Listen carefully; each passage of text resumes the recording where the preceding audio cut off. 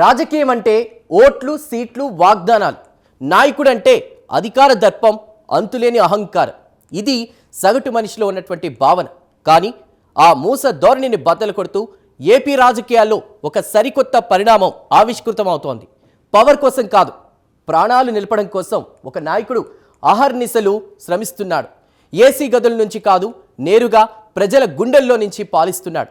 ఇంతకీ ఆపదలు ఉన్న వారికి అభయహస్తం ఇస్తూ టెక్నాలజీని సంజీవన్లా మార్చిన ఆ హెల్పింగ్ మాన్ ఎవరు? యువనేత నారా లోకేష్లో వచ్చినటువంటి ఈ అద్భుతమైన మార్పు వెనుకున్నటువంటి అసలు కథేంటి? ప్రేమ తత్వానికి కేరాఫ్గా మారుతున్న ఆ విశేషాలేంటో ఇప్పుడు చూద్దాం.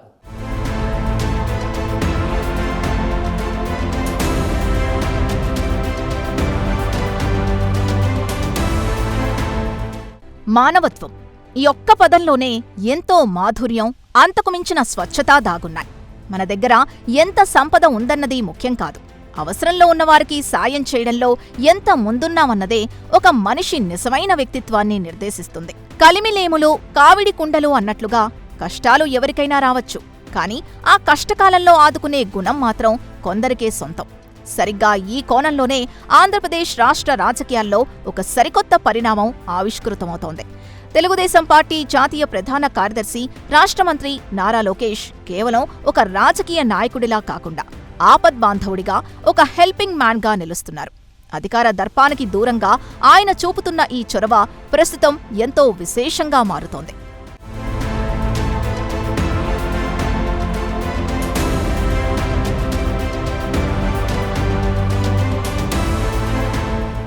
రాజకీయ నాయకులు సాయం చేస్తే అందులో ఖచ్చితంగా ఏదో ఒక స్వార్థం లేదా పొగడ్తల కోసమే అన్న ముద్ర సమాజంలో బలంగా పడిపోయింది. కానీ ఆ మూస ధోరణ్ణి బద్దలు కొడుతూ లోకేష్ తనదైన శైలిలో ముందుకు సాగుతున్నారు. ఇందుకు తాజా ఉదాహరణ ప్రాణాపాయ స్థితిలో ఉండి సాయం కోసం కళ్లప్పగించి చూస్తున్న చిన్నారి పునర్విక ఉదంతం. ఆ కుటుంబానికి ఏకంగా 6 కోట్ల రూపాయల భారీ ఆర్థిక సాయాన్ని అందించేందుకు భరోసా ఇవ్వడం ఆయనలోని దయకు నిదర్శనం. ఇది కేవలం పరపతిని పెంచుకోవడానికో, పతాక శీర్షికల్లో నిలవడానికో చేసిన సాయం కాదు. సాటి మనిషి కష్టాల్లో ఉన్నప్పుడు ఆదుకోవాలన్న అత్యంత సహజమైన జాలి, మంచితనం నుంచే ఈ నిర్ణయం పుట్టిందని మనకు స్పష్టంగా అర్థమవుతోంది. ఇదే ఇప్పుడు ఆయనకు ప్రత్యేక గుర్తింపునిచ్చింది.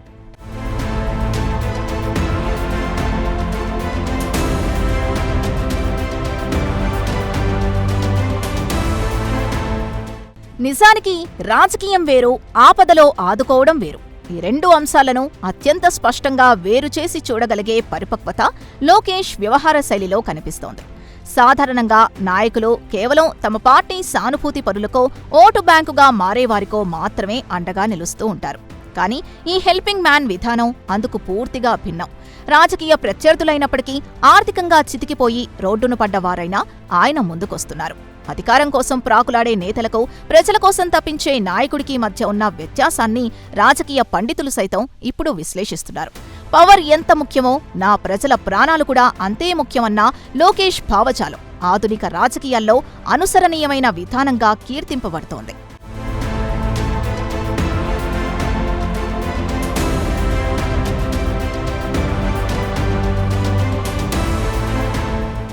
సాంకేతికతను కేవలం ప్రచారానికి కాకుండా ప్రాణాలు నిలపడానికి ఎలా వాడుకోవచ్చో లోకేష్ బృందం నిరూపిస్తోంది.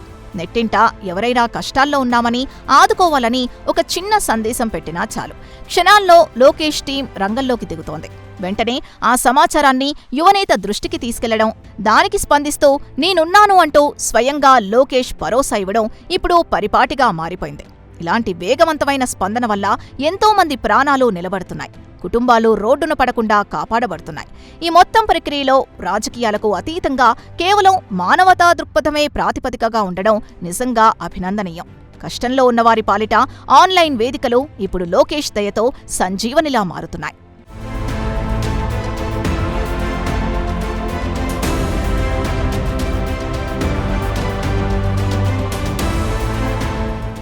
గతంలో నాయకుడికి తమ గోడు చెప్పుకోవాలంటే సామాన్యుడికి నెలల సమయం పట్టేది. అధికారుల చుట్టూ ప్రదక్షిణలు, సిఫార్సుల కోసం ఎదురుచూపులు ఉండేవి. కానీ ఆధునిక సాంకేతికతను లోకేష్ ఒక ఆయుధంగా మలుచుకున్నారు. రెడ్ టేప్ జాప్యానికి చెక్ పెడుతూ బాధితుల వేదనకు సోషల్ మీడియా ద్వారానే పరిష్కారం చూపుతున్నారు. వ్యవస్థాగతమైన లోపాల్ని అధిగమించి ప్రజలకు ప్రభుత్వానికి మధ్య ఉన్న అదృశ్య గోడల్ని బద్దలు కొట్టడం ఇక్కడ స్పష్టంగా కనిపిస్తోంది. కేవలం సాయం చేయడం మాత్రమే కాదు, ఆ సాయం సకాలంలో అందేలా ఒక పటిష్టమైన యంత్రాంగాన్ని తన చుట్టూ ఏర్పాటు చేసుకోవడం ఆయన సాధించిన రాజకీయ పరిణితికి అసలైన నిదర్శనంగా మనం పరిగణించాలి.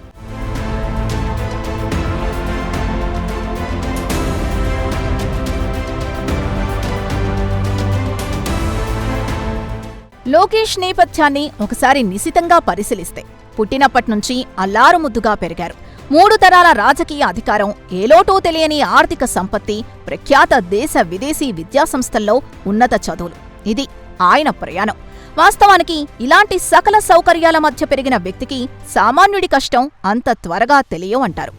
ఎండకు ఎండితేనే నీడ విలువేంటో తెలుస్తుంది అన్నట్లుగా కనకపు సింహాసనం మీద నుంచి చూస్తే అన్నీ అద్భుతంగానే కనిపిస్తాయి. కానీ నేలపై నడిచినప్పుడే ప్రజల నిజమైన ఆవేదన కళ్లకు కడుతుంది. అందుకే అంతటి విలాసవంతమైన జీవితం గడిపిన లోకేష్లో ఇంతటి విశేషమైన మార్పు, సామాన్యుడి పట్ల ఇంతటి ఆర్తి ఎలా సాధ్యమైంది అన్నది సహజంగానే ఎవరికైనా ఆశ్చర్యం కలిగించే విషయమే.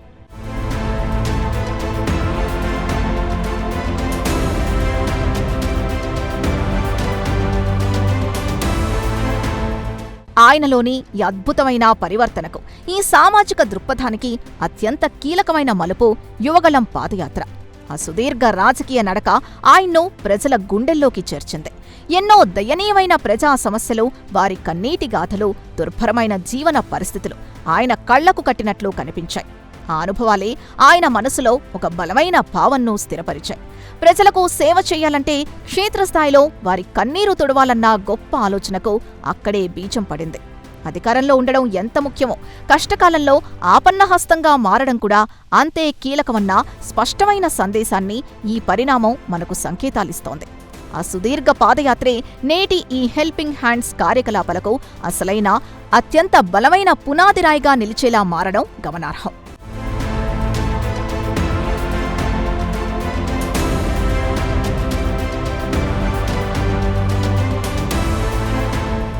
చూశారుగా, కనకపు సింహాసనం మీద పుట్టిన నాయకుడిని యువగళం పాదయాత్ర ఎలా కదిలించిందో. క్షేత్రస్థాయిలో ప్రజల కన్నీళ్లు చూశాకే ఆయనలో ఒక గొప్ప పరివర్తన మొదలైంది. అయితే రాష్ట్రానికి ఐటీ, పంచాయతీరాజ్ లాంటి కీలక శాఖల మంత్రిగా ఆయనకు క్షణం తీరికలేని షెడ్యూల్ ఉంటుంది. ఒకవైపు లక్షల కోట్ల పెట్టుబడుల సాధన, మరోవైపు ఏ మూల నుంచి అన్నా అనే కష్టంలో ఉన్నామని పిలుపొచ్చినా కూడా వాలిపోయే గుణం. ఒకేసారి ఈ 2 బరువైన బాధ్యతలను లోకేష్ ఎలా బ్యాలెన్స్ చేస్తున్నారు? పాలన, మానవత్వం, ఈ రెండింటి కలయికతో ఆయన ఎలా ముందుకు సాగుతున్నారో ఇప్పుడు చూద్దాం.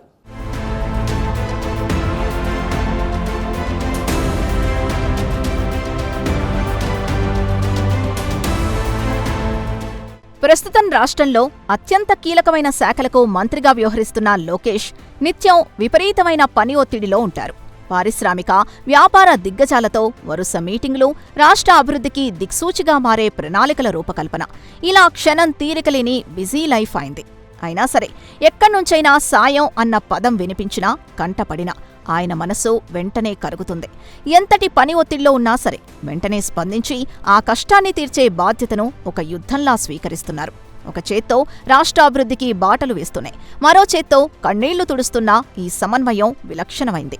పాలనతో పాటు మానవత్వాన్ని సమపాళ్లలో జోడించి ముందుకెళ్తున్న ఈ హెల్పింగ్ మ్యాన్ తీరు అందరికీ ఆదర్శంగా నిలుస్తోంది.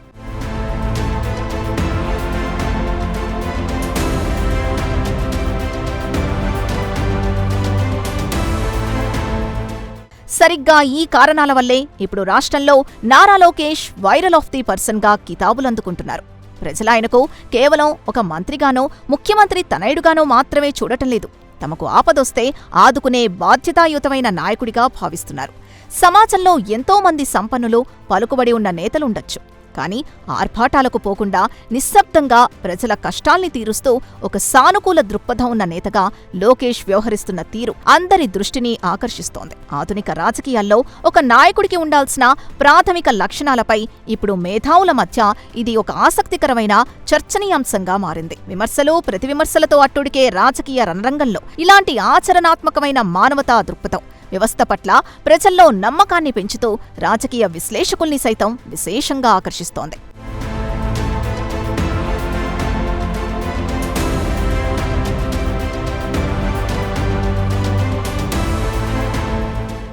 నాయకుడు అంటే కేవలం పదవి కోసం ప్రాకులాడేవాడు కాదు. అధికారాన్ని అడ్డుపెట్టుకొని అహంకారంతో ప్రవర్తించేవాడు అంతకన్నా కాదు. నిజమైన నేతంటే ప్రజల్ని తన గుండెల్లో పెట్టుకుని చూసుకునేవాడు.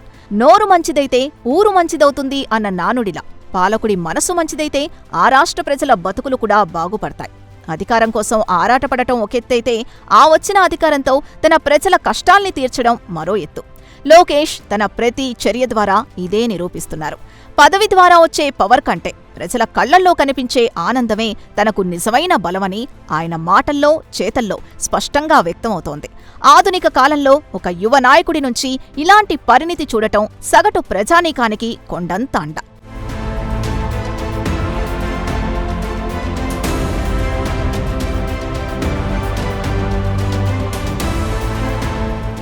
మరోవైపు ఈ హెల్పింగ్ మ్యాన్ విధానం కేవలం ఆన్లైన్ లేదా వైరల్ వార్తలకే పరిమితం కాలేదు. తాను నిర్వహించే ప్రజా దర్బార్ ద్వారా వందలాది మంది బాధితుల్ని నేరుగా కలుస్తున్నారు. ఇక్కడ ఏ ఆర్భాటమూ ఉండదు. కెమెరా ఫోజుల కోసం ఆరాటమూ కనిపించదు. వ్యవస్థల ద్వారా తక్షణం పరిష్కారం కాని ఎన్నో సమస్యలకు తన వ్యక్తిగత చొరవతో ముగింపు పలుకుతున్నారు. పాలకుడంటే శాసించేవాడు కాదు, సేవించేవాడు అన్న ప్రజాస్వామ్య మూల సూత్రాన్ని లోకేష్ తన దైనందిన విధుల్లో నిశ్శబ్దంగా అమలు చేస్తున్నారు. ఒక నాయకుడికి ఉండాల్సిన సిసలైన జవాబుదారీతనమంటే ఇదేనని ఆయన చేతలు నిరూపిస్తున్నాయి.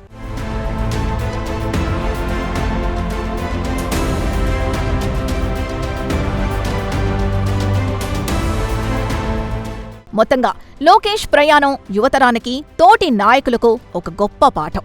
సంపద, అధికారం ఉన్నా వినయంగా ఉండటం, సాటి మనిషి బాధను తన బాధగా భావించడం అనేది గొప్ప సంస్కారానికి ప్రతీక. చేసే చేతులు మొక్కే పెదవుల కన్నా మిన్న అన్న సూక్తిని ఆయన అక్షర సత్యం చేస్తున్నారు. పగలు, ప్రతీకారాలు, ఓట్లు, సీట్లు ఈ చట్రంలో ఇరుక్కుపోయిన సమకాలీన రాజకీయాల్లో మానవత్వమే అసలైన రాజకీయమని చాటి చెబుతున్నారు. తనదైన హెల్పింగ్ మ్యాన్ ముద్రతో లక్షలాది మంది హృదయాల్లో చెరగని స్థానం సంపాదించుకుంటున్నారు. రేపటి నవ్యాంధ్ర నిర్మాణంలో కేవలం ఇటుక, సిమెంటు మాత్రమే కాదు, ఇంతటి గొప్ప దయ, కరుణ ఉన్న నాయకుడి చొరవ కూడా పునాదిగా మారుతోందన్నది కాదనలేని సత్యం.